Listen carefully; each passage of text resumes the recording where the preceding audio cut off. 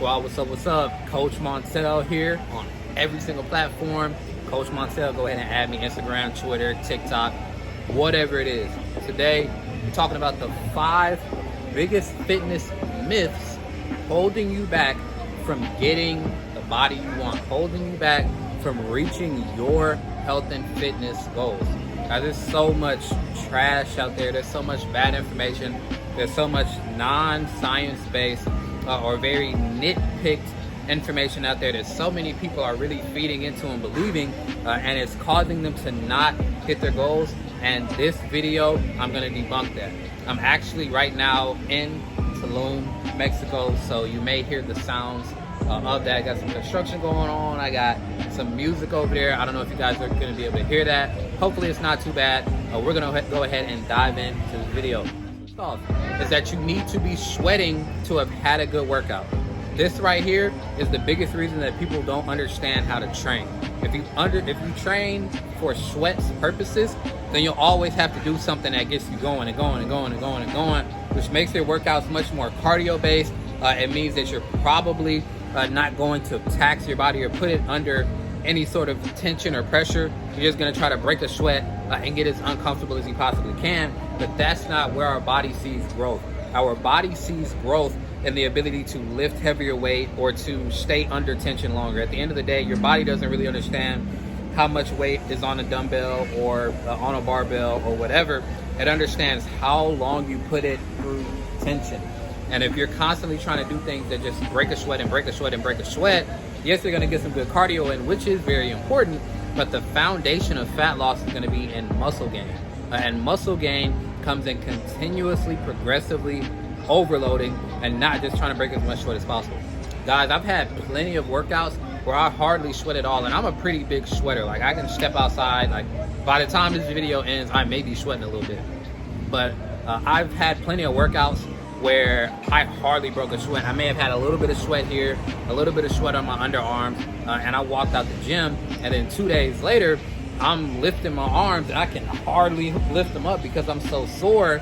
And it's like, chase progressing in your lifts, chase progressing and building lean muscle.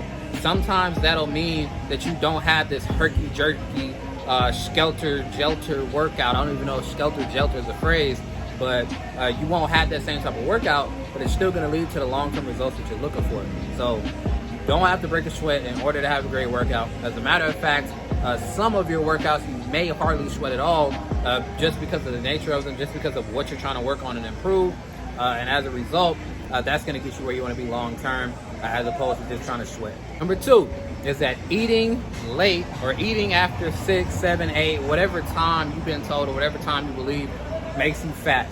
I talk to people all the time and they're like, yeah, one big thing I know I need to change is to quit eating later and just sitting on my food and laying down on my food or eating and then going straight to bed. It does not matter when you eat. Honestly, if you're getting good, whole, nutritious foods in, good high protein, then you actually benefit by eating an hour, 30, 45 minutes before you go to bed. The issue is going to be in the crap that you're consuming that's messing with your digestion, that's messing with your blood sugar and hormone levels before you go to sleep, which is probably causing terrible sleep. It's causing restless sleep. It's causing your body to not be able to recover well because it doesn't have enough nutrients. But most of all, it's just the fact that typically if we eat near the end of the day, it's hardly ever something that's good and beneficial for us. It's more than likely chicken or rice. I mean, not a chicken or rice type deal. It's more than likely chips. It's more than likely things like cookies. It's more than likely fried foods, sweets. It's something that usually when you eat late at night, you eat for a specific craving. And when you eat for a specific craving, rarely is it going to be good and beneficial for you. So we just got to make sure that, first off, we adhere to our overall caloric intake. Everybody, if you guys are watching my channel for any length of time, you know everybody has an amount of calories that they can consume and to lose weight, to gain weight, and to stay at their same weight. So if you're wildly overeating all the time, you're gonna gain weight. If you're wildly undereating, you're gonna lose weight for a little bit, and then it's gonna plateau out because your body's gonna adjust. So you wanna be in a slight caloric deficit. That's what drives fat loss. And a caloric surplus is what drives fat gain. Not eating at 10 o'clock at night or skipping breakfast or intermittent fasting or whatever. But none of those things matter if you're not in a caloric deficit. Number 3 is for women especially, and it's that lifting weights makes you bulky. If this isn't the biggest, craziest myth I've ever heard, guys, I have been trying to put on lean muscle for the last 7 years of my life. And while I will say that I'm decent, I'm in pretty good shape, I am nowhere near bulky. And this is after years of trying to put on lean muscle. So I can guarantee you, you will not get bulky on accident. Only way that you're gonna get bulky is if you constantly lift extremely heavy weight or perform a lot of sets and reps and hit the same muscle groups 2, 3, 4 times a week, and also eat in a very high caloric surplus, which means eating more than your body's maintenance level with a ton of protein. See all that? Like, there's no way that you can accidentally do all of these things. So lifting weights is extremely beneficial for all of us, but definitely for women as well, because we want to build a strong muscular foundation. That's going to help you drop body fat. That's going to help you ramp up your metabolism, and that's going to help you create that toned, defined, sleek look that you're looking for, my guys and my women, because we all want that, I think, in a sense. Most of us don't really want to be bodybuilder big like this. Most of us just want to be able to fit shirts well around the sleeves, around the chest, things like that. Maybe able to fit some pants, dresses, all that good stuff. And building lean muscle is going to get that done for you. So stop shying away from the weights. Number 4 is that carbs make you fat. This is the absolute, this is really like the biggest one in terms of having a divide between people, because people truly believe this with all of their heart. They tried a keto diet one time and they lost 30, 40, 50 pounds or whatever. But guess what? More likely than not, as soon as you stop that diet, that particular diet, you put all of the weight back on. Or you're still doing it to this day and you've plateaued out and you just cannot stop thinking about certain carbs that you miss or things that you miss out on. The fact of the matter is, carbs don't make you fat. And the reason that you saw any progress with that is because you eliminated some food. You went into a caloric deficit. If you're eating literally all the exact same things, but you're taking the carbs away from it, then you're putting yourself in a caloric deficit. You're just doing it by excreting all of those carbs from your diet. And there's no reason to have to do that. Carbs are extremely beneficial for us. Carbs are things like people think about carbs and all they think about is cakes and cookies and chips and pasta and things like that. But carbs are also bananas and blueberries and potatoes and squash and sweet potatoes and zucchini and Brussels sprouts. Like, these are carbs as well. And these are very, very beneficial carbs. These are carbs that give us vitamins, they give us fiber, they give us so many things that are extremely beneficial for us, especially from a digestive standpoint, which is one thing that a lot of people that are doing lower carb diets will experience, that your digestion goes straight to hell as a result of having a very, very low fiber intake. But carbs are good for you. It's just about which carbs you are deciding to consume.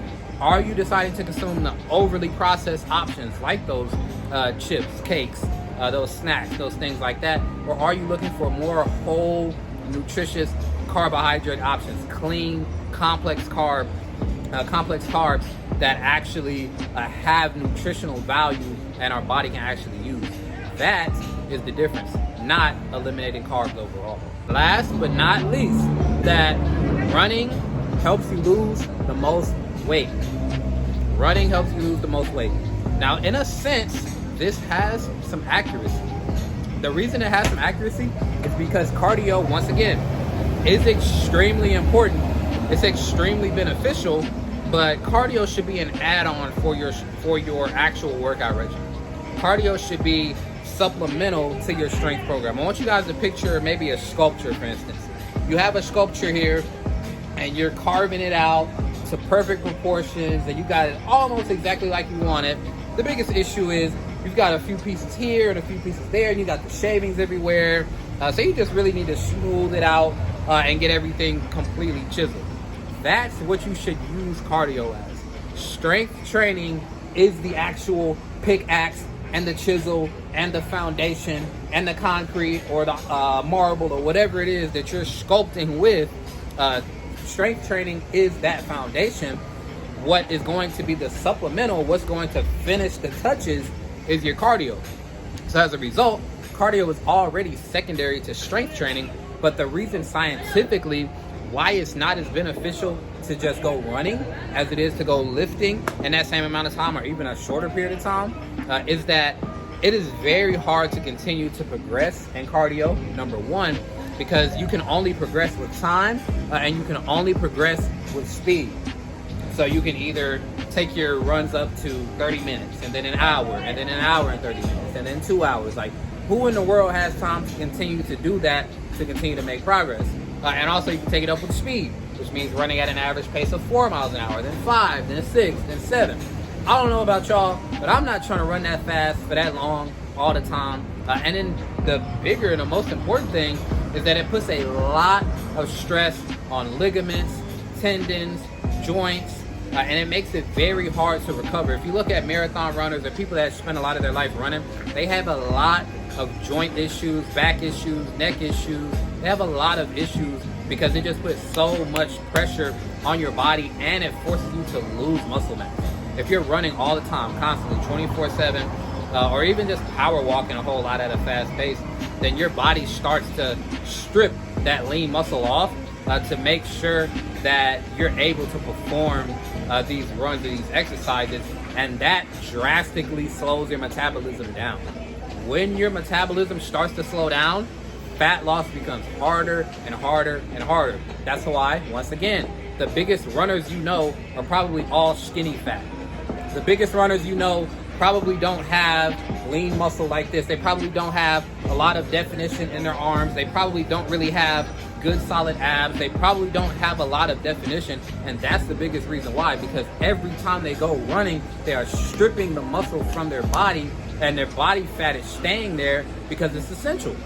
They're low body fat, and that's the issue. You're not very high in body fat. It's just that you're also not very high in lean muscle mass either, because everything is being stripped away because of the excess cardio. That's it, squad. The 5 biggest fitness myths completely debunked, why they're wrong, why they're inaccurate, and how you can tip the scale in order to get to your specific goals. If you guys got value from this video, please give me a thumbs up and comment down below. Let me know what you liked about it the most. Subscribe and turn notifications on so that you don't miss anything. And also check out our website, hustlefitacademy.com, where you can look into getting fully one-on-one, full-service training, nutrition, mindset, and accountability coaching with us, or look at some of our standalone programs and our ebooks, like our Absolute Abs, Absolute Arms, like our meal guides, and so many other things to help you reach your goals in a healthy, sustainable, and science-based way. If you guys got value, please let me know down in the comments. I'll talk to you soon.